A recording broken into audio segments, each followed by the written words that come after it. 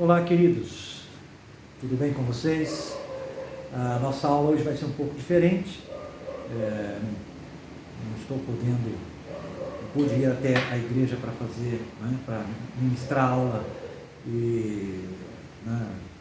presencial para os irmãos que lá estivessem, normalmente estão, mas eu falei com o pastor Júlio, não seria bom a gente deixar de pelo menos conversar e continuar um pouquinho falando do que nós temos ministrado, aprendido e caminhado aí no Antigo Testamento, na Palavra de Deus nesse período. Então, nós vamos continuar falando sobre o livro de Josué, tá?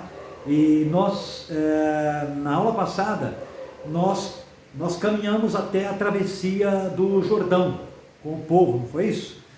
Então, mas a gente, atravessando o Jordão, nós ainda não entramos na terra, nós precisamos entrar na terra.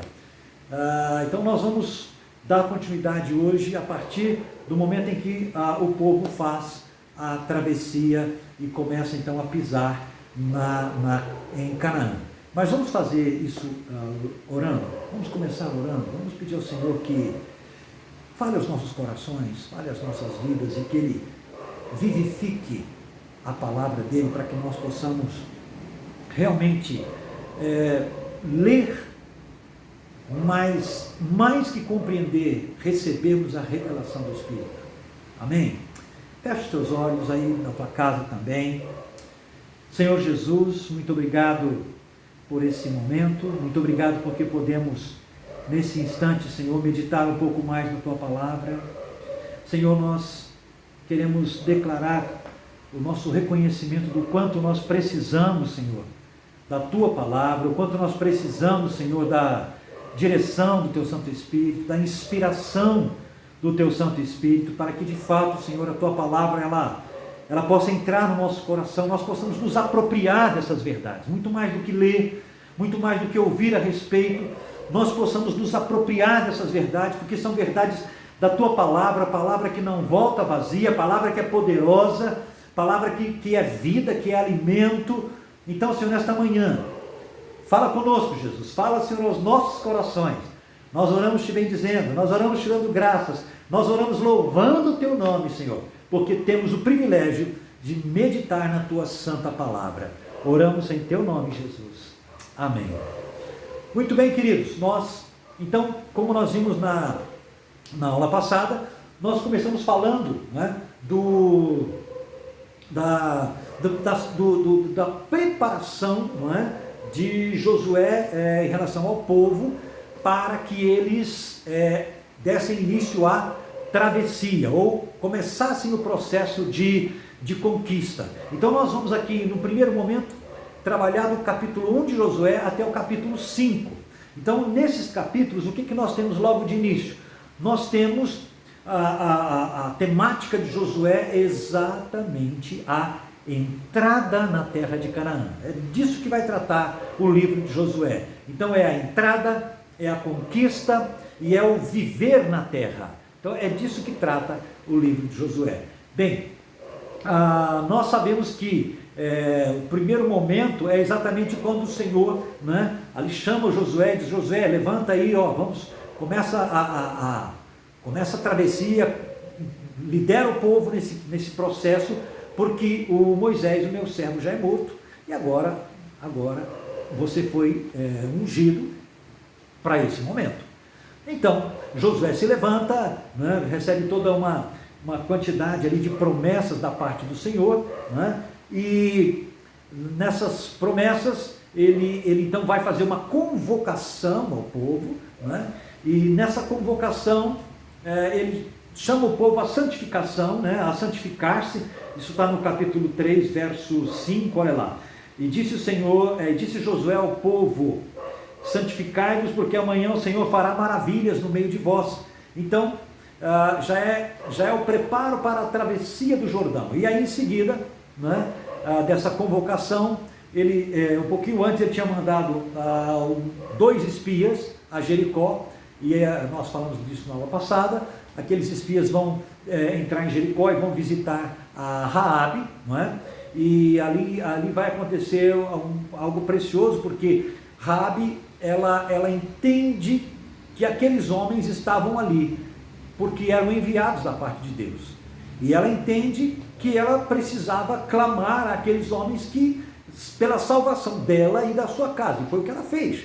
E aqueles homens então prometeram, né, que se no dia em que Jericó fosse tomada, se todos os parentes de Raabe estivessem na casa dela, e aí aquele sinal maravilhoso, né, que eles pedem para que Raabe amarrasse na janela da sua casa, né, a janela provavelmente, pelo que o relato nos diz, possivelmente uma das janelas fosse parte do muro que circundava a cidade. Então, que se Raabe amarrasse uma fita, né, um pedaço de pano vermelho, né, na janela, e ali aquela casa ficaria demarcada como a casa onde Raabe mora, e todos que ali estiverem, ali dentro, serão poupados. Bem, Raabe faz isso, né? E a gente sabe que então, a família dela vai ser poupada em seguida. E o Josué, então, o capítulo 3, como nós vimos, ele é bem importante também, porque além da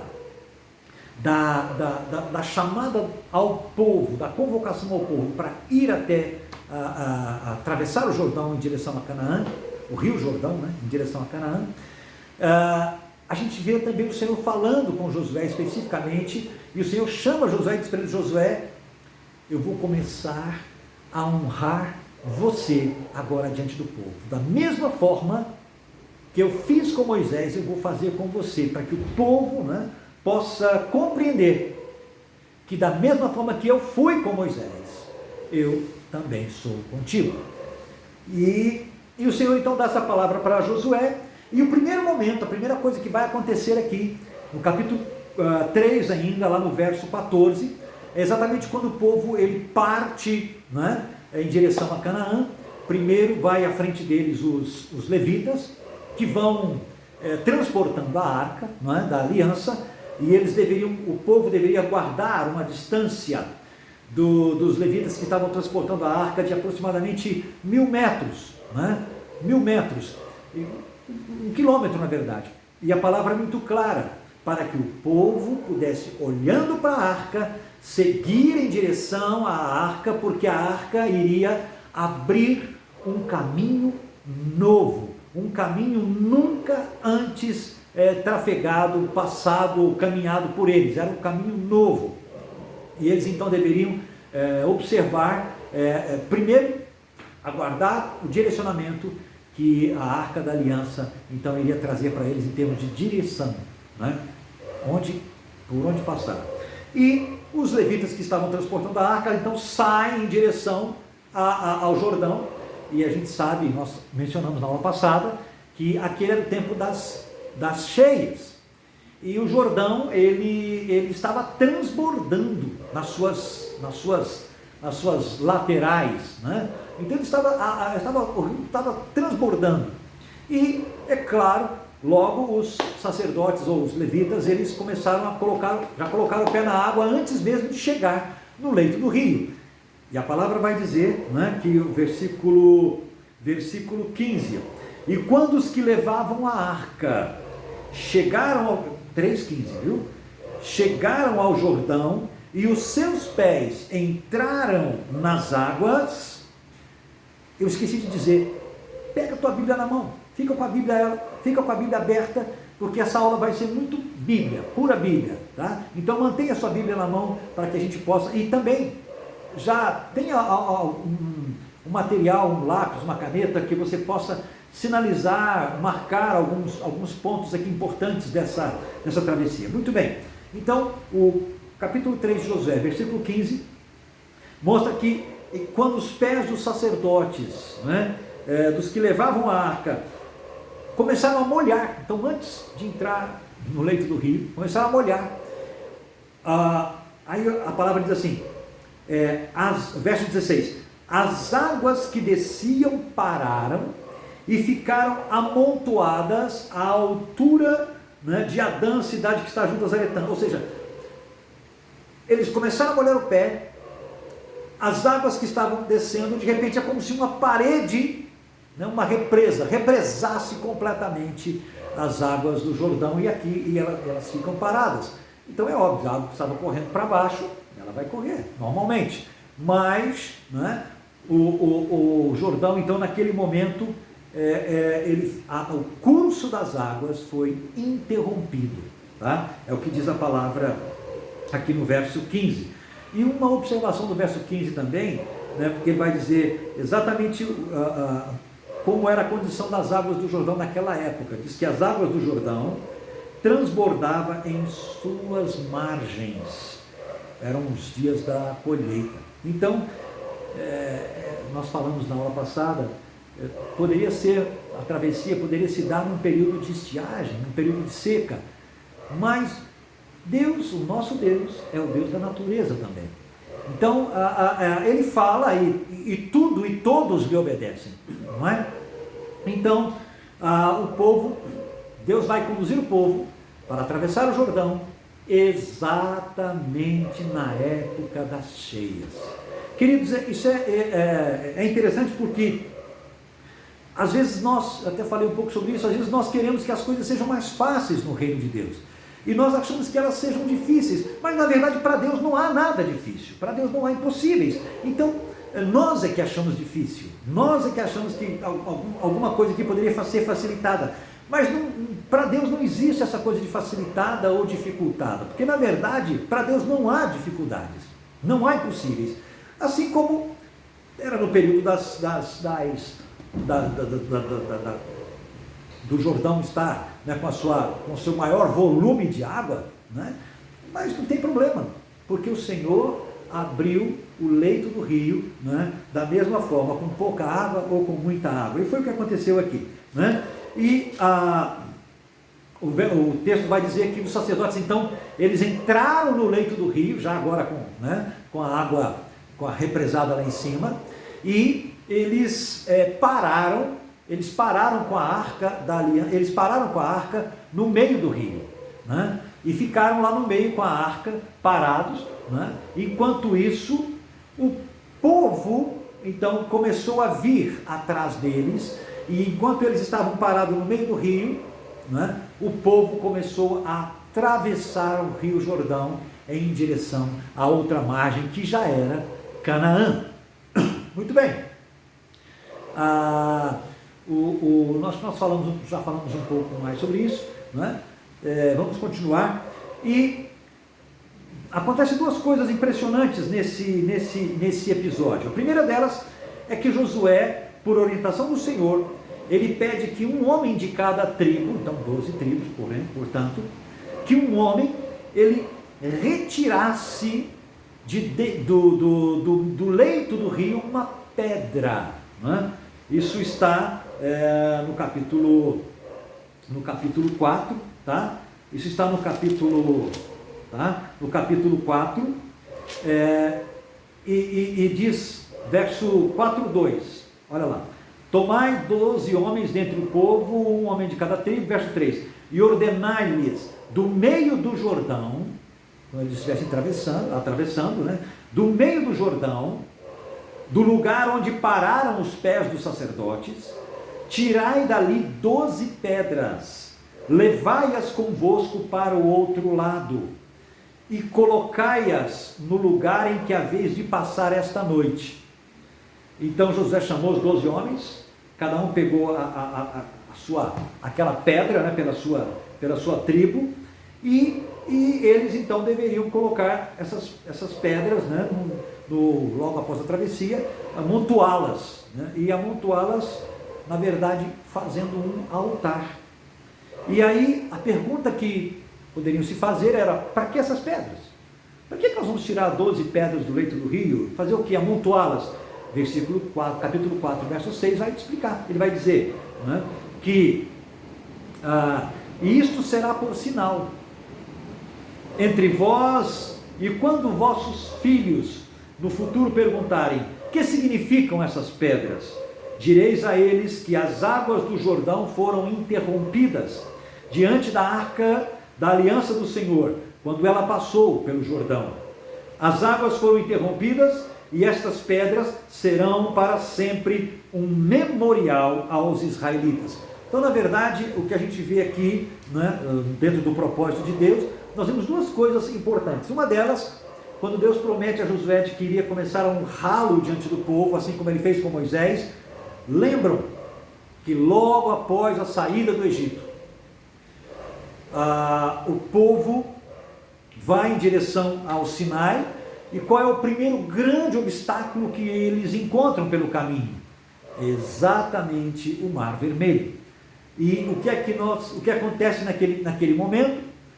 O Senhor orienta Moisés aqui, né? Erguer-se as mãos com o seu cajado em direção ao mar, e quando ele faz isso, o mar então se abre-se um caminho no meio do mar, e o povo, então todo o povo de Israel, que estava saindo do Egito, passa pelo Mar Vermelho, por aquela abertura no mar a pé enxuto. Então eles atravessam. Quando eles atravessam, o mar volta ao seu normal. Então Deus já havia feito algo semelhante, embora com um volume de água muito maior. Lá era o Mar Vermelho, aqui era o Rio Jordão, mas a dificuldade era a mesma, né? Porque não dá para dizer assim, vamos atravessar o Jordão a nado. Alguns homens, alguns rapazes, talvez para alguns homens e para alguns rapazes, talvez fosse possível. Mas temos que pensar que haviam idosos, que haviam crianças, que haviam animais, e não só isso. O Jordão estava também com correnteza, porque era a época das cheias, a água estava transbordando, né? Então, realmente, era preciso uma intervenção divina, um milagre. Então, da mesma forma como Deus foi com Moisés lá atrás, 40 anos depois, Deus estava agora sendo com Josué, porque Josué está na liderança do povo, eles têm que atravessar o Jordão, e o Senhor então abre o Rio Jordão para que o povo atravesse em seco. E as foram tiradas exatamente para que o povo fizesse um altar, um tótem. Para que isso? Porque nós temos memória curta. Nós oramos, pedimos que Deus nos salve, que Deus nos cure, pedimos que Deus nos abençoe, pedimos que Deus resolva os nossos problemas, nos dê livramento, e Deus ouve a nossa oração e opera nas nossas vidas. Mas nós esquecemos, e de repente nós passamos por uma outra tribulação, e nós achamos que, caramba, de novo, ou seja, eu estou passando por isso, e a gente às vezes se desespera, porque a gente tem a tendência de esquecer o quanto Deus tem sido conosco ao longo da nossa existência, o quanto Deus nos tem dado livramento ao longo da nossa existência, e parece que a nossa fé, que deveria estar firmada, deveria estar estabelecida, não é? Por conta também de todas as experiências que nós já vivemos, nós nos vemos muitas vezes, né, enfraquecidos, duvidosos, né? Mas aquelas pedras estavam ali, para que os pais pudessem contar para os filhos, quando os filhos perguntassem, pai, que pedras são essas? Ah, meu filho, senta aqui, eu vou contar para você o que aconteceu há um tempo atrás conosco, né? E aí, fosse uma oportunidade de testemunho do cuidado e dos feitos de Deus, da manifestação divina do Senhor na vida ali do povo. Muito bem, o povo então atravessa, pegam aquelas pedras, né, e vão erguer um altar, né? Amontoam aquelas pedras, né, como se fosse um altar. Muito bem, ainda capítulo 4, depois que o povo então atravessou, né, todo o povo atravessou o Jordão, verso 13 ainda, diz assim, por volta de, verso 14, naquele dia o Senhor honrou Josué aos olhos de todo Israel, e eles o respeitaram como haviam respeitado Moisés, por todos os dias da sua vida. Depois o Senhor falou a Josué, dá ordem aos sacerdotes que levam a arca do testemunho que saiam do Jordão, de modo que Josué deu esta ordem aos sacerdotes, saem do Jordão. E aconteceu que quando os sacerdotes que levavam a arca da aliança do Senhor saíram do meio do Jordão, e as plantas dos seus pés pisaram em terra seca, as águas do Jordão voltaram ao seu lugar e transbordaram em todas as suas margens como antes. E aí o verso 19 diz: e o povo saiu do Jordão no dia 10 do primeiro mês e acampou em Gilgal, ao oriente de Jericó. Então, e em Gilgal, Josué levantou as 12 pedras que haviam tirado do Jordão, né? E falou: no futuro, quando vossos filhos perguntarem a seus pais o que significam estas pedras, contareis a vossos filhos, dizendo: Israel atravessou esse Jordão a pé enxuto, porque o Senhor vosso Deus fez secar as águas do Jordão diante de vós, até que atravessasseis, assim como fez no Mar Vermelho, no qual fez secar perante nós, até que nós o atravessássemos, para que todos os povos da terra saibam que a mão do Senhor é forte, a fim de que também temais o Senhor vosso Deus para sempre. Então aquelas pedras era para testemunho da ação, do poder, da intervenção divina na vida do povo de Israel.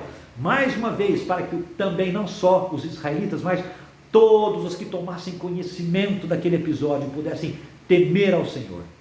Temer ao Senhor. Muito bem. Agora eles já atravessaram o Jordão, as águas do rio já normalizaram, ou seja, já estão correndo normalmente, cheia, então não dá para atravessar de volta agora, não tem como, ou seja, daqui para frente não tem como voltar, não é? E eles agora já estão em Canaã, e o primeiro lugar em que eles acampam, quando chegam em Canaã, na terra de Canaã, é Gilgal, que está ali, né, próximo às margens do Jordão. Então eles acampam-se ali em Gilgal, e ali em Gilgal acontecem algumas coisas impressionantes, que eu quero exatamente listar aqui com vocês. Uma das coisas que acontece, né, Gilgal é um lugar de muita manifestação de Deus, tá?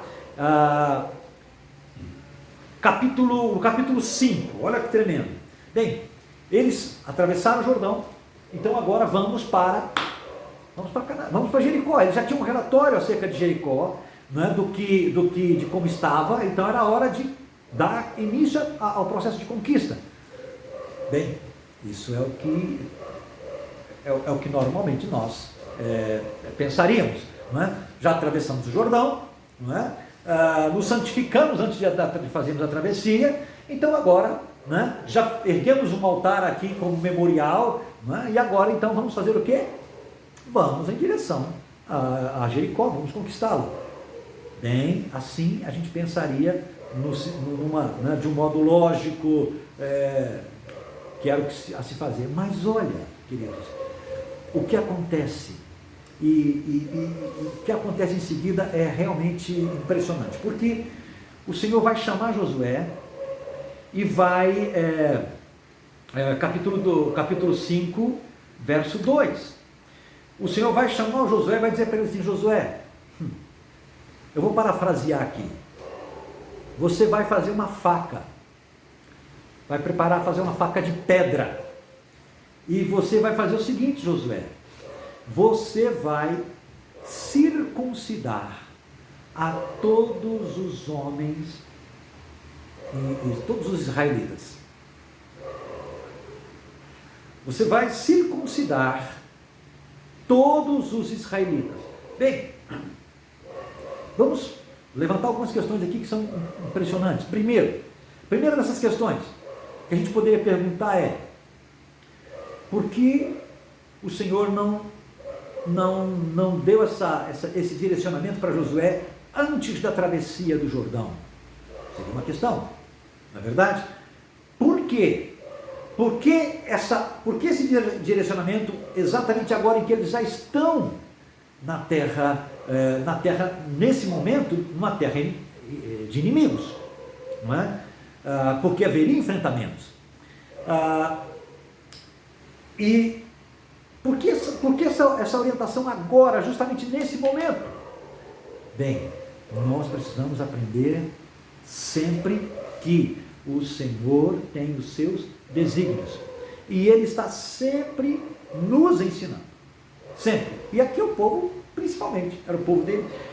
Então, algumas razões pelas quais o povo tem que se circuncidar. Primeiro, olha lá o que diz a palavra, ainda no capítulo 5, verso 4. Foi esta a razão porque Josué os circuncidou. Depois que eles saíram do Egito, todos os que haviam saído do Egito, os homens, isto é, todos os homens de guerra, já haviam morrido no caminho do deserto. Ou seja, aqueles que haviam sido circuncidados antes. Todos esses que saíram haviam sido circuncidados. Mas depois que o povo saiu do Egito, nenhum dos que nasceram no caminho do deserto, durante a travessia, durante aqueles 40 anos, havia sido circuncidado.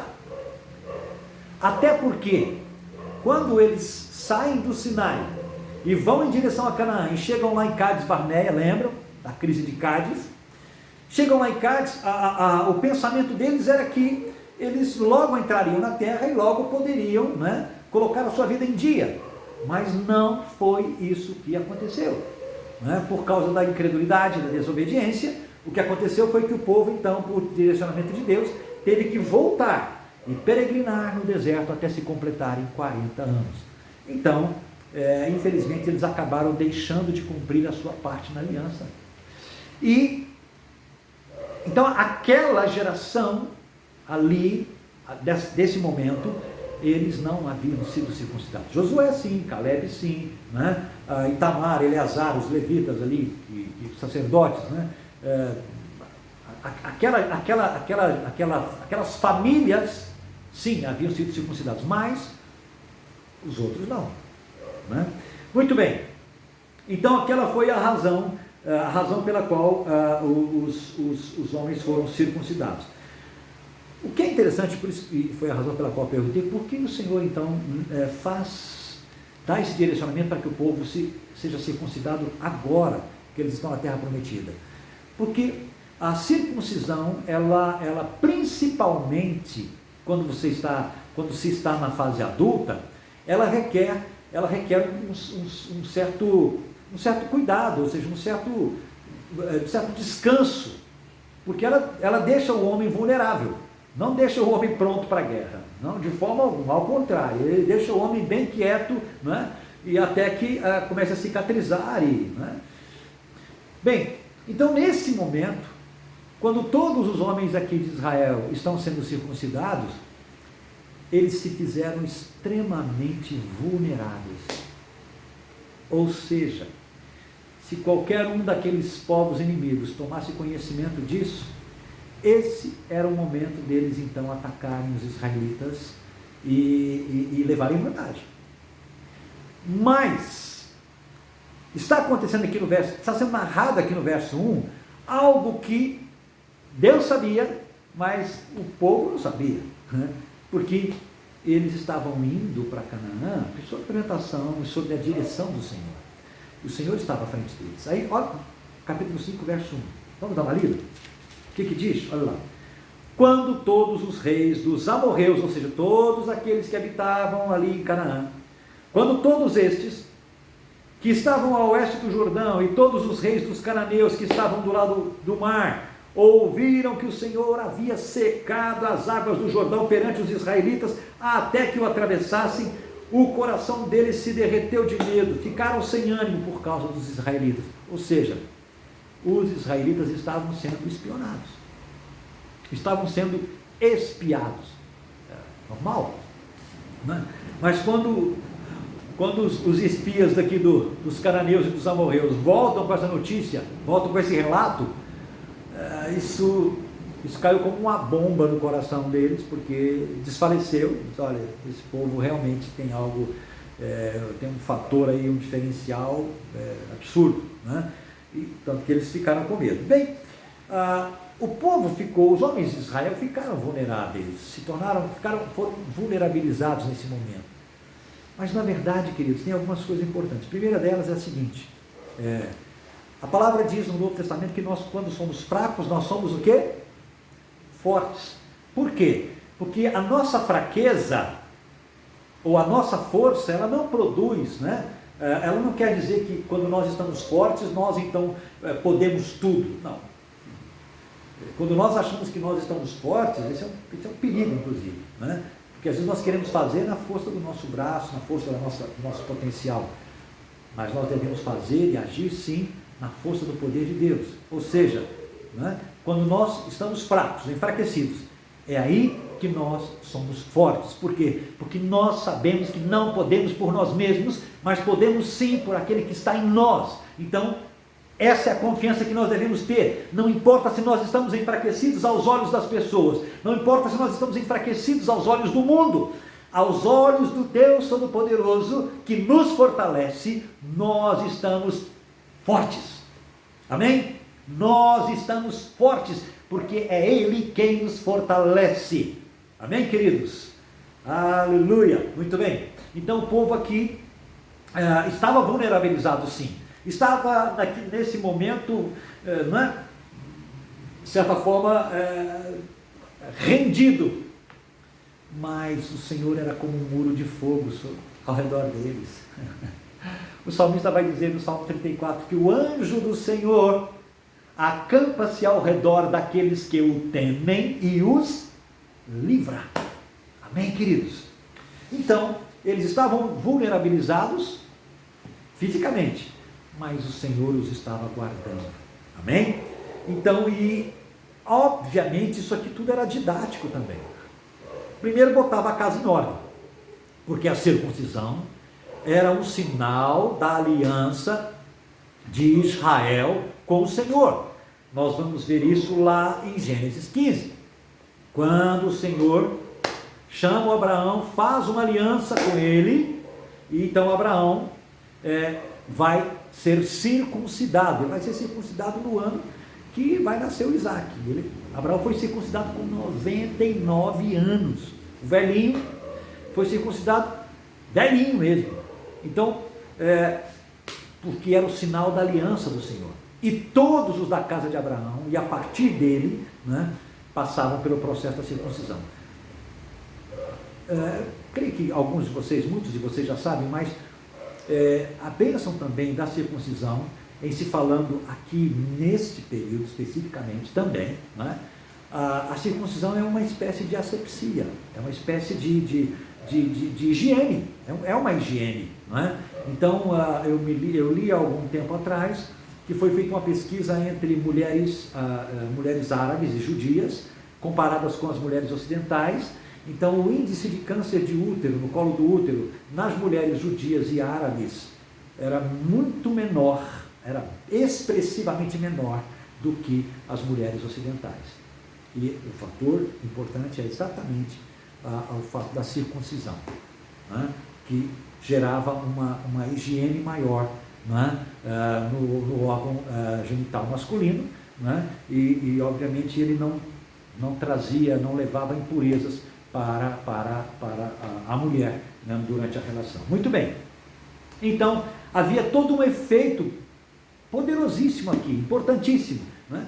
E principalmente, esse povo estava botando a casa em ordem. Esse povo estava entrando em território inimigo. E